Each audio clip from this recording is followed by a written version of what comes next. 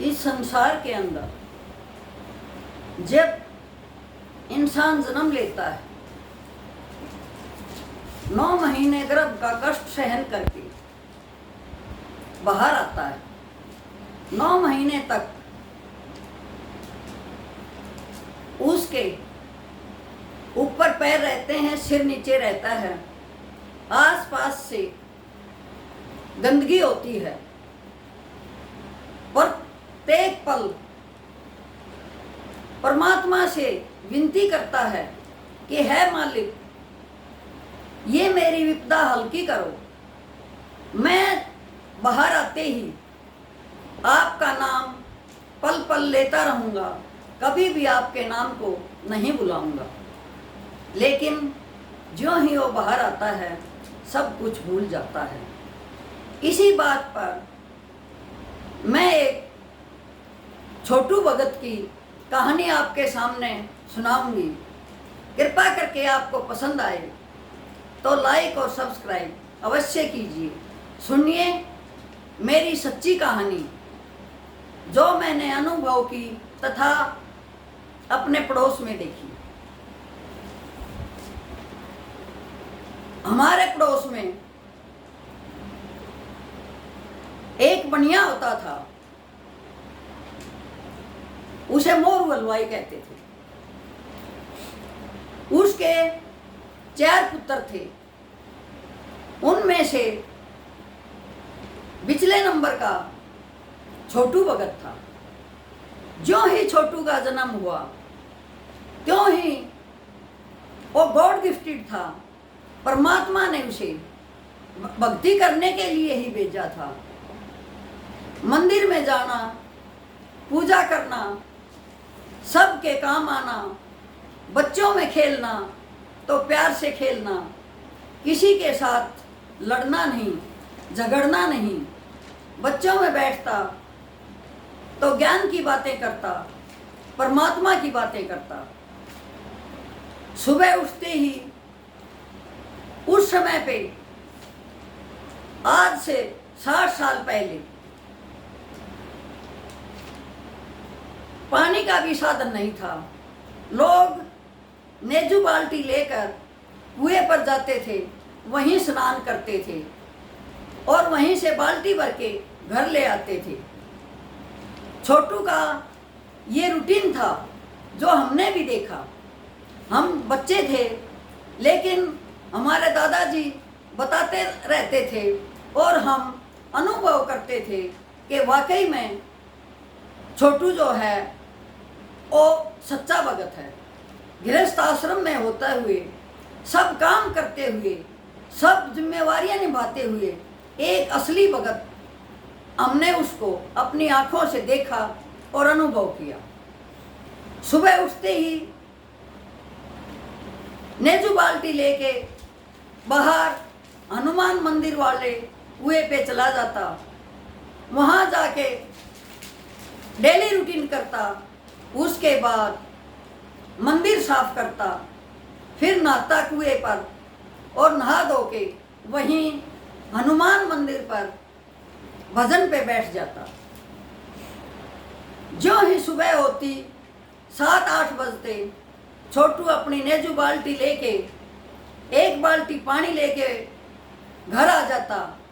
आके खाना खाता और फिर दुकान पे चला जाता।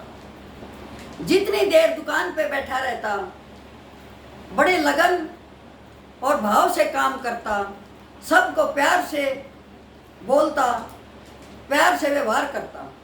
लेकिन उसके पिता को और उसके भाइयों को ये था कि छोटू तो तुम्हारा सारा सामान लुटा देगा, क्योंकि ये धार्मिक प्रवृत्ति का है, मुनाफा नहीं लेगा, सस्ते में सामान दे देगा। इसलिए छोटू को दुकान पर कम ही बिठाते थे। जो ही घर आता, फिर भजन में लग जाता। यदि आस पड़ोस में कोई बड़ा बुजुर्ग उसे दिखाई देता, उसकी सेवा के लिए तत्पर होके उनके घर पहुंच जाता, उसकी सेवा करता। यहाँ तक देखा है हमने कि दूसरों के घरों में जाकर सुसु और पोटी की धोती उठाकर बाहर जोड़ में धो के लाता और उस बड़े बुजुर्ग को आके पहनाता। सब गांव में ये कहते थे कि भाई छोटू जितना अच्छा भगत दुनिया की सेवा करने वाला कोई नहीं है। जैसे तैसे करके छोटू 20-22 साल का हो गया। अब बनिया का बेटा था। पिता सोचने लगा क्यों न छोटू की शादी कर दी जाए, लेकिन छोटू तो हनुमान का भगत था, हमेशा परमात्मा में ध्यान रखता था। या तो किसी की सेवा करता, या भगवान भजन करता, या घर वाले जो भी काम बता देते उसे करता। हमेशा पल पल उसका ध्यान परमात्मा में रहता था। हमने उस इंसान को कभी किसी से लड़ते हुए नहीं देखा, ज़्यादा बोलते हुए नहीं देखा। अपने ध्यान में मगन रहता था, परमात्मा में लीन रहता था। अब बड़ियों के यहाँ पैसे की खोल बांध होती है, इसलिए उसके पिता ने, मोरू हलवाई ने उसके ऊपर दबाव डाला कि तू शादी कर ले। अब छोटू तो परमात्मा के भजन में लीन था, लेकिन जब चाचा ताऊओं ने, उसके पिता ने, भाइयों ने उसके ऊपर दबाव डाला और शादी के लिए मान तो गया, लेकिन उसका मन और आत्मा हमेशा परमात्मा में लीन थे, गृहस्थ में जाना ही नहीं चाहता था। अब बाप को पैसे मिलने थे, इसलिए बाप ने दबाव डालकर छोटू की शादी एक बढ़िया की लड़की से कर दी। उसमें उन्होंने अच्छा दान दहेज दिया, अच्छे पैसे दे दिए। पिता को तो पैसे ही चाहिए थे, लेकिन छोटू का ध्यान तो हमेशा ही परमात्मा में था। जो ही उसकी दुल्हन आई, उसने नई नवेली दुल्हन को अपनी सारी व्यथा बता दी कि मेरा ध्यान तो परमात्मा में है, मैं गृहस्थ आश्रम में आना ही नहीं चाहती। वो भी इतनी सीधी और सच्ची लड़की थी कि उसने कहा कि ठीक है, आपके पिता ने और मेरे पिता ने हमारी शादी कर दी है, कोई बात नहीं, आप अपने परमात्मा भजन में रहो, मैं आपको बिल्कुल तंग नहीं करूँगी, किसी बात की किसी को शिकायत नहीं करूँगी। जैसे तैसे करके गृहस्थ आश्रम चलता रहा। उसकी पत्नी छोटू का सारा काम करती, कपड़े धोती, भोजन बनाती, लेकिन गृहस्थ के लिए कभी भी उसे मजबूर नहीं करती थी। वो उसके परमात्मा में जो ध्यान था उसको उसने कभी भंग नहीं किया और हमेशा उसका साथ दिया। छोटू इस बात से बहुत खुश था कि चलो घर वालों के भी मन की हो गई, लेकिन मुझे एक ऐसी पवित्र आत्मा मिली है जो कि मेरे साथ भजन में लगती है और मुझे भजन करने के लिए प्रेरित करती है, न कि भजन से दूर ले जाती है। ये भी भला हो उस माँ बाप का जिसने इस लड़की को जन्म दिया है कि इसने परमात्मा भजन में मेरा साथ दिया। जैसे तैसे करके जीवन बीत रहा था, लेकिन जवान थी। पहले तो उसकी भावना थी, उसने मजबूरी में अपनी भावनाओं को दबा के छोटू का साथ दिया, लेकिन उन भावना को दबाते दबाते छोटू की पत्नी बीमार रहने लग गई।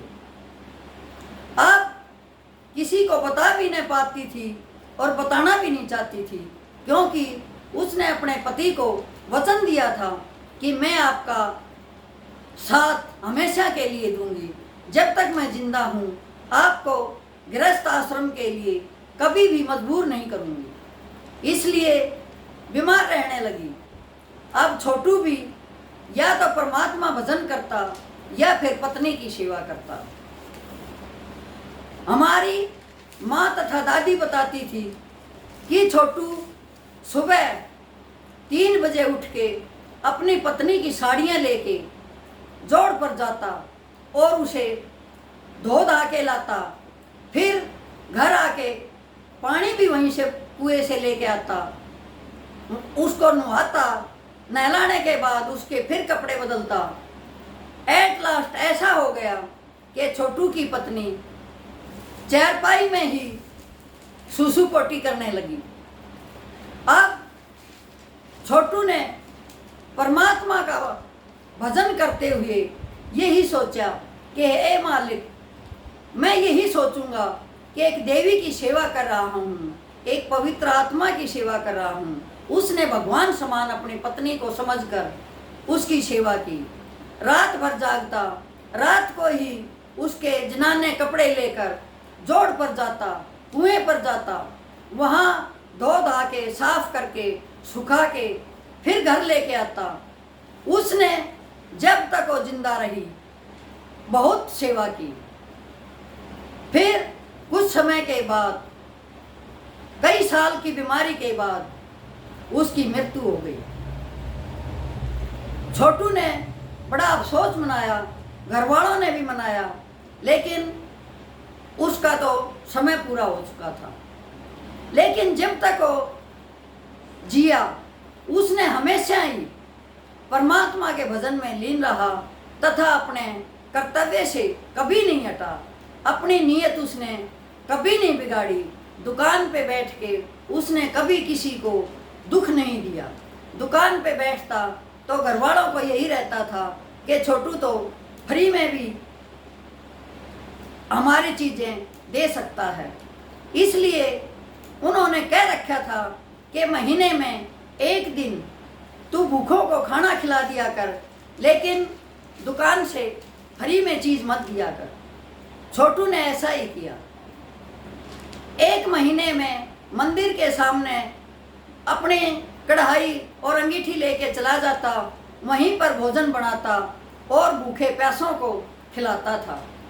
जब तक जिंदा रहा छोटू ने यही सेवा की, सबके काम आया, परमात्मा के भजन में लीन रहा। ऐसे ऐसे भगत भी हुए हैं जिन्होंने गृहस्थ आश्रम में रहते हुए अपने आप को डिगने नहीं दिया और परमात्मा के भजन में लीन रहे। यही थी मेरी एक छोटी सी कहानी। ओम।